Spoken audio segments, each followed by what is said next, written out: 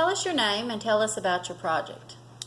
My name was Edward Morley, and I think it was back in about 1887. My partner Albert A. Michelson and I were pondering one day on what fills empty space. I know that sounds weird to you, but I mean, we just knew there had to be something out there, and it was thought. I mean, the theory of it was that it was called aether, and but we just wanted to know what that aether. I mean, what its purpose was. What were you guys trying to do or find? Well, we knew that waves need something to move in, such as water. So does sound. Sound uses air to travel. But we got to thinking, it was like, well, what about light?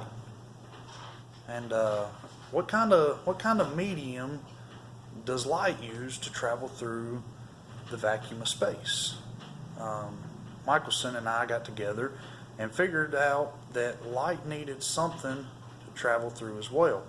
We knew that the theory of aether had been around for some time, but it had never been questioned much. So our experiment was to find out if aether really did have an effect on light, or if it was, well, I guess just a bogus theory. Where did the project or experiment occur? Our experiment took place in the Case Western University, right here in Cleveland, Ohio. Our interferometric setup was mounted on a stone slab that floats on an angular trough of mercury.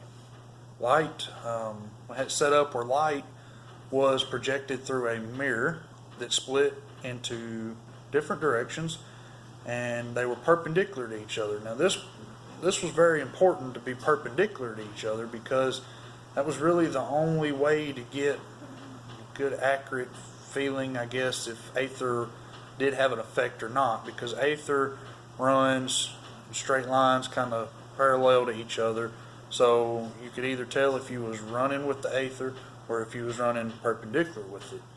And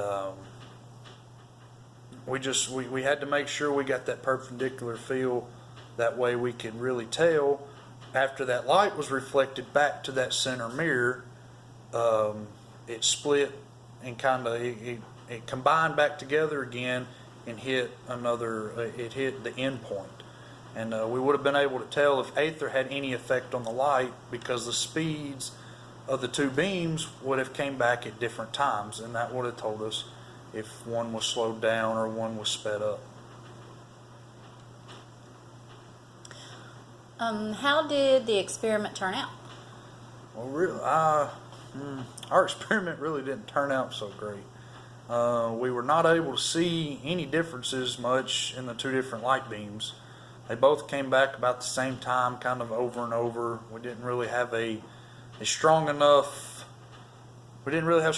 data to say that aether sped up light, or not really sped up light, but the way that light traveled with the aether either sped it up or slowed it down.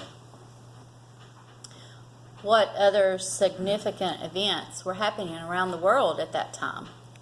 Well, the scientific achievement of electricity was kind of really starting to spread around the world. A few places like in Berlin, they opened the first the Gross Letterfield tramway was the world's first electric tramway. A town in England became the first to have its streets illuminated by electric light, and I think it was London. A building in London was the world's first public building to be fully lit by electricity. I mean, it's kind of like you walked into a place. Not everybody was used to it. You just kind of walked in. You was like, wow, this electricity is something back then. So it was kind of things starting to boom. Everybody thought it was like, well, how much better can it get? So who else was involved in the project? It was just Albert Michelson and myself. This experiment had been this theory had been kind of ran at by Albert before, and previously worked on. He attempted to look into this one time in 1881, and we decided to join together, kind of to strengthen the mind, have two minds working as one, try to get a little bit further, deeper in detail with it. So, what was the role in the project? Your role in the project? My role. Well, Albert had a lot more to do with this experiment than I did. We really, like I said, I mean, it was really his first main thoughts, kind of his big idea. We really used my lab.